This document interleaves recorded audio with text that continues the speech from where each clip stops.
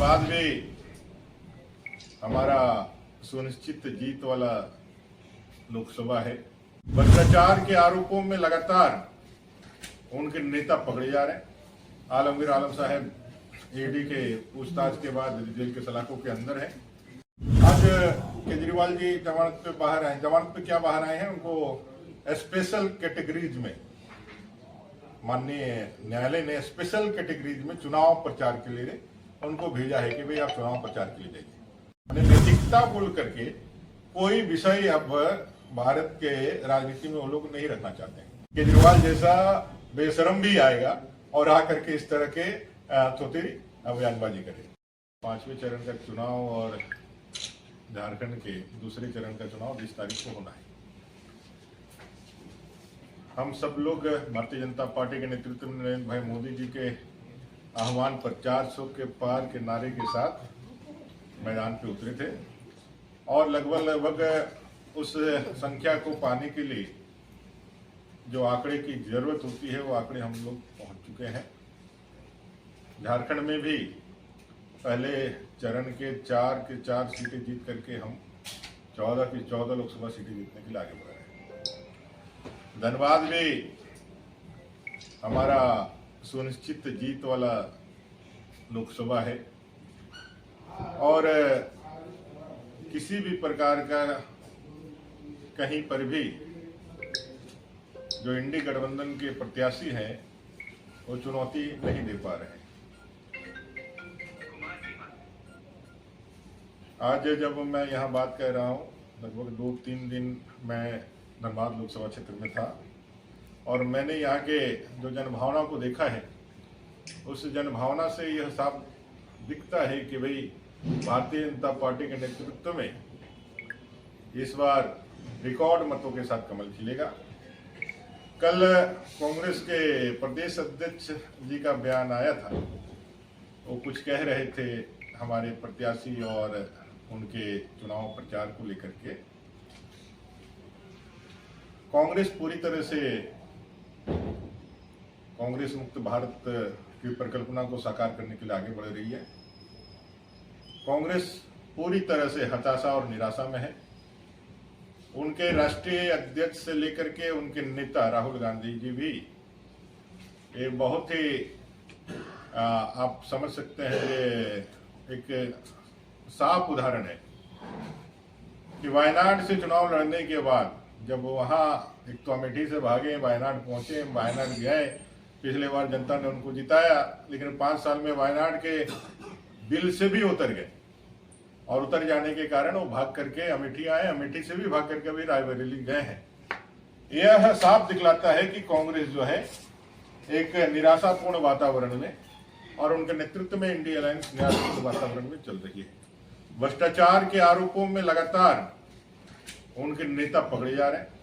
आलमगीर आलम साहब ईडी के पूछताछ के बाद जेल के सलाखों के अंदर है, लेकिन उनको इतना भी साहस नहीं है प्रदेश अध्यक्ष के रूप में कि उनका इस्तीफा मांग सके। आज अभी हेमंत सोरेन जी का सुप्रीम कोर्ट से भी जो उनके बेल की जमानत याचिका थी खारिज हो चुकी है। ये साफ दिखलाता है कि भ्रष्टाचार के लगे आरोप उन पे पूरी तरह से स्थापित होते हैं और जो कार्रवाइयां हैं वो लगातार आगे बढ़ती हुई जा रही है।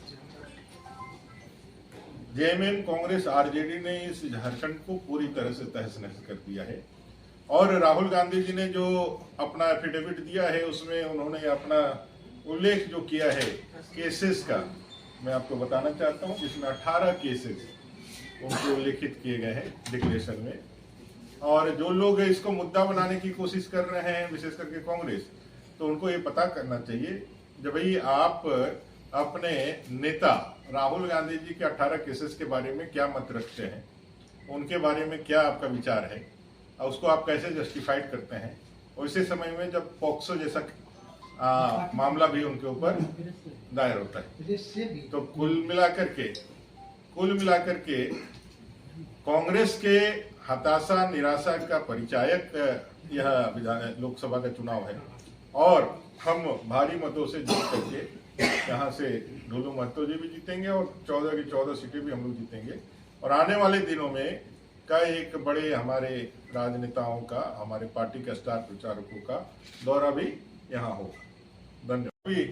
इंडिया अलायंस इतने बिखराव के साथ, इतने अंतर्द्वंद के साथ लगा हुआ है कि उनमें कोई एका नहीं है, कहीं सामंजस्य नहीं है, और वो अपने जो कृत्य है उसी से परेशान है। अभी जैसे उनके स्टार प्रचारक आलमगीर आलम साहब, कांग्रेस विधायक दल के नेता, कैबिनेट मंत्री, बड़ा चेहरा, बड़ा नाम, अब जेल के सलाखों के पीछे अगला नंबर किसका आएगा ये भी उनको मालूम नहीं है। तो लोग चुनाव से ज्यादा अपने जो किए कार्य हैं, जो भ्रष्टाचार, इसको छिपाने में ज्यादा व्यस्त है। अभी अपने कारनामों को कहां से हटाएंगे, कैसे जाएंगे। और आपको मालूम होना चाहिए कि किस तरह से अभी जो चुटका मिला था आलमगीर आलम साहब के पीए के चाकर के घर में ट्रांसफर पोस्टिंग का जो नाम लिखा हुआ चुटका मिला था, कांग्रेस के नेताओं का अनुशंसा मिला था, वो सब आपके सामने है। और ये जब जांच का दायरा बढ़ेगा तो बहुत चीजें उसके जद में आएगी, और जद में आएगी तो कांग्रेस उसी में परेशान है। और ये जो इतना चिल्ला रहे हैं ना, वो विकार में चिल्ला रहा है। विकार हो जाता है ना लोगों का, तो विकार में ऐसे ऐसे चिल्लाते रहते हैं कि भाई ऐसा हो गया, ऐसा हो गया। 4 जून के बाद भ्रष्टाचार के ऊपर जो कार्रवाई है और तीव्रतर होगी। होटवार जेल में पहले मुख्यमंत्री हेमंत सोरेन जी जाते हैं, अब आलमगीर जी जाते हैं, पहले से पूजा सिंघल जी हैं और भी आईएएस अफसर जी वहां पर पड़े हुए हैं। अब वो क्या लगता है कि अब होटवार जेल में कैबिनेट सजने वाली है, कुछ ऐसा लग रहा है क्या लगता है? देखिए, उनके मित्र हैं बड़े अच्छे अरविंद केजरीवाल जी। अभी अपने 2 बहनों का जुगलबंदी भी हुआ था, अपने अरविंद केजरीवाल जी की पत्नी सुनीता केजरीवाल जी और अपने हेमंत सोरेन जी की पत्नी कल्पना सोरेन जी का। और मीडिया ने बहुत उसको अच्छे तरीके से उठाया भी। 2 पीड़ित लोगों का परिवार है जो अन्याय के खिलाफ लड़ रहा है, तानाशाही के खिलाफ लड़ रहे हैं। आश्चर्य तब है जब तानाशाह की बातें आप कहते हो और आप जो है बाहर घूमते हो। मोदी जी ऐसा तानाशाह है, किम जोंग जैसा तानाशाह के सामने कुछ कह करके देखे तो तानाशाही की असली परिभाषा समझ में आए। तो उन लोगों ने बड़ा अच्छा तरीके से, मीडिया हाउस ने भी और सब लोगों ने उसको बड़ा अच्छा तरीके से उठाया था। आज केजरीवाल जी जमानत पे बाहर आए। जमानत पे क्या बाहर आए हैं, उनको स्पेशल कैटेगरीज में, माननीय न्यायालय ने स्पेशल कैटेगरीज में चुनाव प्रचार के लिए उनको भेजा है कि भाई आप चुनाव प्रचार के लिए जाइए। उसी स्पेशल कैटेगरीज में हेमंत जी के लिए भी लोगों ने जिरह किया, लेकिन आज उनका बिल रिजेक्ट हो गया। तो मैं कह रहा हूं कि उनके आपस में ही इतने अंतर्द्वंद है। और चोर चोर मसेरा भाई, अगर यदि आप कहें तो कहीं विचार के साथ नहीं, सिद्धांत के साथ नहीं, भ्रष्टाचार और वंशवाद की यह आखिरी लड़ाई है। और मोदी जी के नेतृत्व में देश के 1 अरब 40 करोड़ जनता इस बार इस वंशवाद और परिवारवाद की राजनीति और भ्रष्टाचार और तुष्टिकरण की राजनीति पर ऐसा करारा प्रहार करेगा कि देश से ये तीनों चीजें हमेशा के लिए समाप्त हो जाएगी और देश विकसित भारत के लिए आगे बढ़ेगा। नहीं, हमारा कहना था कि जो झारखंड की सरकार है, क्या अब लगता है कि कैबिनेट की बैठक होटवार जेल में ही होगी, ऐसा लगता है क्या? अब एक तो सुझाव दिया गया केजरीवाल जी की तरफ से कि भाई मुख्यमंत्री का पद नहीं त्यागना चाहिए। मैंने नैतिकता बोल करके कोई विषय अब भारत के राजनीति में वो लोग नहीं रखना चाहते हैं।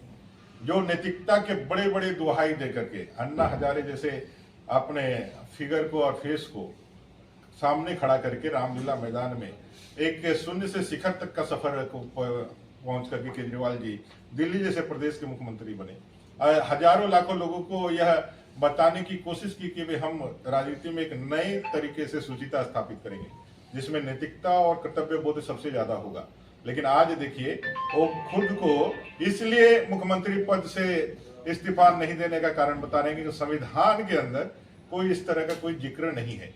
इसका मतलब उस समय जब हमारे पुरोधाओं ने जो संविधान की रचना करी थी, तब उनको मालूम रहता कि केजरीवाल जैसा भी कोई व्यक्ति आएगा जो इतना ज्यादा बेशरम होगा कि वो जेल के अंदर भी जाएगा और बोलेगा कि हम इस्तीफा नहीं देंगे, तब शायद वो लोग कुछ न कुछ करते। उनको ऐसी उम्मीद नहीं थी कि देश के अंदर केजरीवाल जैसा बेशरम भी आएगा और आकर के इस तरह के चौथी बयानबाजी करे। एक चीज बताइए ना, आप कह रहे हैं कि बाक ओवर मिल रहा है, ढुल्लू जी जीत के जा रहे हैं, 14 सीट आप ले रहे हैं। इनके बारे में तो ये कहा जा रहा है कि बेचारा गरीबों का मसीहा 50-50 केस लदवा कर लोगों का संघर्ष करता रहा है। जिस आदमी की जगह जेल में होनी चाहिए वो संसद जाने का सपना देख रहा है। मैंने इनको केस का ही आधार बताया ना। अभी डिक्लेरेशन आप देख लीजिए, 19 केसेज उनके डिक्लेयर किए। 50 केस 49 केस इतना बड़ा, ये जो परसेप्शन बनाने की जो कोशिश कर रही। मैंने कहा ना, अगर यदि केस यदि मायने रहता, केस का यदि एक वैचारिक एक विचार का विषय रहता, तो आप 18 केस वाले राहुल गांधी पे भी विचार करिए। मेरा तो यही आग्रह है। समाज और जो बुद्धिजीवी, तथाकथित बुद्धिजीवी, जो केस को आधार बना करके हमारे किसी भी प्रत्याशी पे चुनाव लड़ने के लिए वो चाहते हैं कि खारिज हो जाए। भाई अल्टीमेटली चुनाव लड़ने के लिए जो अहर्ताएं तय की गई है देश के अंदर, वो सारी अहर्ताओं को उन्होंने पूरा किया, और अहर्ताओं को पूरा करने के कारण चुनाव आयोग ने स्क्रूटनी करके उनको पात्रता दी कि वे प्रत्याशी बनी। वो प्रत्याशी के रूप में जनता जनार्दन, जो लोकतंत्र का सबसे बड़ा अदालत है, वहां गए हैं, वहां से वो वोट मांग रहे हैं। 25 तारीख को धनबाद की जनता जनार्दन अपना फैसला सुनाएगी और 4 जून को उसका रिजल्ट आउट होगा। अगर यदि कहीं किसी प्रकार का मरमरिंग या किसी प्रकार का विषय है, तो ये जनता के हाथ में अल्टीमेटम है ना, कि हमारे या कोई शंभू नेता के हाथ में है कि वो सर्टिफिकेट दे देंगे जब क्या है। तो मेरा ये कहना है कि अगर केस को लेकर के, केस किसके ऊपर कितना केस है, इससे अगर यदि किसी की पात्रता और किसी के ऊपर विचार या कोई परसेप्शन यदि क्रिएट करने के लिए यदि आप इस केस को आप कंसिडर करते हैं, तो भाई राहुल गांधी जी पर भी 18 केसेज हैं। कांग्रेस के अध्यक्ष सहित कांग्रेस के प्रत्याशी और कांग्रेस के तमाम नेताओं को इस बात पर अपना विचार देना चाहिए कि राहुल गांधी पे 18 जो केसेज है उसमें उनका क्या वक्तव्य है, क्या विचार है। तरक्की के राह पर है और 7.5 मिलियन टन बनने के लिए अपने आप को आगे बढ़ा करके प्रस्तुत किया है। कई एक रिनोवेशन के प्रोजेक्ट्स बोकारो में लगातार चल रहे हैं और नरेंद्र भाई मोदी जी के नेतृत्व में 10 सालों में इससे रुग्ण होते जा रहे कांग्रेस के षड्यंत्र के कारण यह जो बोकारो इस्पात है वो वापस पटरी पर आया है और इसका एक्सपेंशन भी हो रहा है, रोजगार के साधन भी बढ़ रहे हैं और ये 7.5 मिलियन टन बन करके सिर्फ देश ही नहीं दुनिया के औद्योगिक जगत में भी अपने इस्पात से अपना स्थान बनाने वाला है। क्योंकि जब भारत के प्रधानमंत्री जी कहते हैं कि हम इस 5 साल में तीव्रतर विकास करके देश की तीसरी सबसे बड़ी आर्थिक व्यवस्था बनेंगे, तो उसमें स्टील सेक्टर भी है जहां हमको लीड लेना है और उसमें अपना बोकारो इस्पात महत्वपूर्ण भूमिका निभाएगा। आपसे 2 सवाल मेरा है।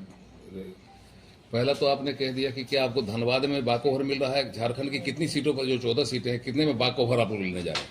14 की 14 में कहीं फाइट नहीं है। अगर आप देखेंगे तो कहीं भी इंडिया अलायंस इतने बिखराव के साथ, इतने अंतर्द्वंद के साथ लगा हुआ है कि उनमें कोई एका नहीं है, कहीं सामंजस्य नहीं है और वो अपने जो कृत्य है उसी से परेशान है। अभी जैसे उनके स्टार प्रचारक आलमगीर आलम साहब, कांग्रेस विधायक दल के नेता, कैबिनेट मंत्री, बड़ा चेहरा, बड़ा नाम, अब जेल के सलाखों के पीछे अगला नंबर किसका आएगा ये भी उनको मालूम नहीं है। तो लोग चुनाव से ज्यादा अपने जो किए कार्य हैं, जो भ्रष्टाचार, इसको छिपाने में ज्यादा व्यस्त है। अभी अपने कारनामों को कहां से हटाएंगे, कैसे जाएंगे।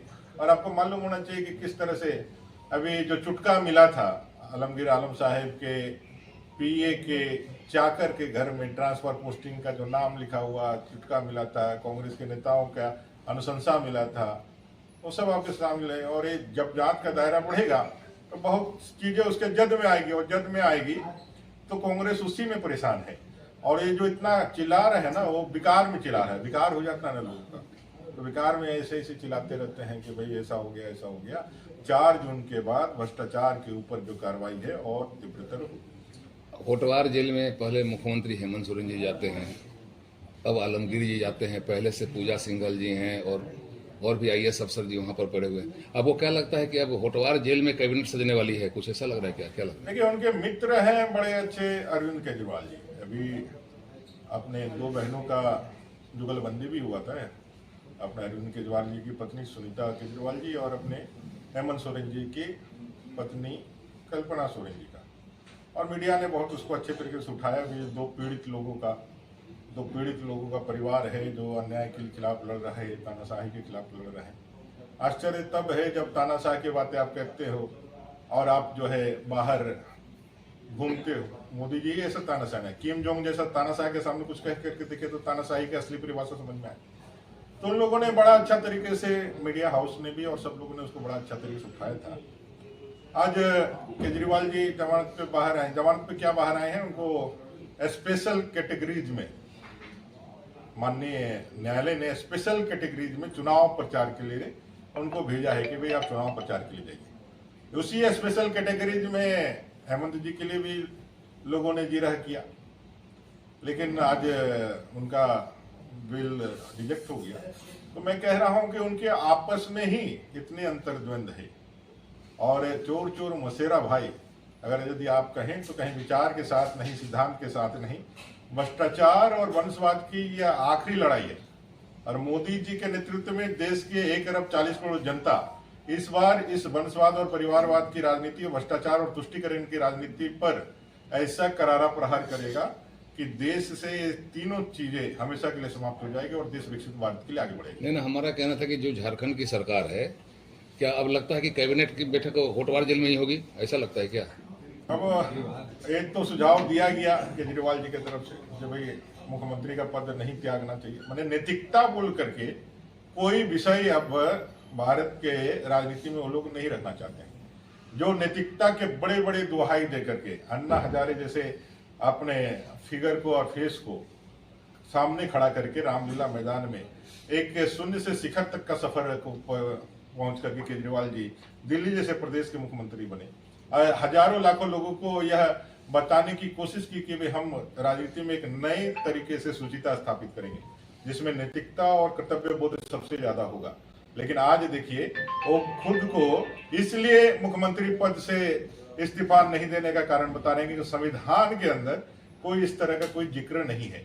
इसका मतलब उस समय जब हमारे पुरोधाओं ने जो संविधान की रचना करी थी तब उनको मालूम रहता कि केजरीवाल जैसा भी कोई व्यक्ति आएगा जो इतना ज्यादा बेशरम होगा कि वो जेल के अंदर भी जाएगा और बोलेगा कि हम इस्तीफा नहीं देंगे, तब शायद वो लोग कुछ ना कुछ करते। उनको ऐसी उम्मीद नहीं थी कि देश के अंदर केजरीवाल जैसा बेशरम भी आएगा और आकर के इस तरह के छोटी बयानबाजी करे। एक चीज बताइए ना, आप कह रहे हैं कि बाक ओवर मिल रहा है, ढुल्लू जी जीत के जा रहे हैं, 14 सीट आप ले रहे हैं। इनके बारे में तो ये कहा जा रहा है कि बेचारा गरीबों का मसीहा 50-50 केस लदवा कर लोगों का संघर्ष करता रहा है। जिस आदमी की जगह जेल में होनी चाहिए वो संसद जाने का सपना देख रहा है। मैंने इनको केस का ही आधार बताया ना। अभी डिक्लेरेशन आप देख लीजिए, 19 केसेस उनके डिक्लेयर किए, 50 केस 49 केस, इतना बड़ा ये जो परसेप्शन बनाने की जो कोशिश कर रही। मैंने कहा ना, अगर यदि केस यदि मायने रहता, केस का यदि एक वैचारिक एक विचार का विषय रहता तो आप 18 केस वाले राहुल गांधी पे भी विचार करिए। मेरा तो यही आग्रह है। समाज और जो बुद्धिजीवी तथाकथित बुद्धिजीवी जो केस को आधार बना करके हमारे किसी भी प्रत्याशी पे चुनाव लड़ने के लिए वो चाहते हैं कि खारिज हो जाए। भाई अल्टीमेटली चुनाव लड़ने के लिए जो अहर्ताएं तय की गई है देश के अंदर, वो सारी अहर्ताओं को उन्होंने पूरा किया और अहर्ताओं को पूरा करने के कारण चुनाव आयोग ने स्क्रूटनी करके उनको पात्रता दी कि वे प्रत्याशी बनी। वो प्रत्याशी के रूप में जनता जनार्दन जो लोकतंत्र का सबसे बड़ा अदालत है वहां गए हैं, वहां से वो वोट मांग रहे हैं। 25 तारीख को धनबाद की जनता जनार्दन अपना फैसला सुनाएगी और 4 जून को उसका रिजल्ट आउट होगा। अगर यदि कहीं किसी प्रकार का मर्मरिंग या किसी प्रकार का विषय है तो ये जनता के हाथ में अल्टीमेटम है ना कि हमारे या कोई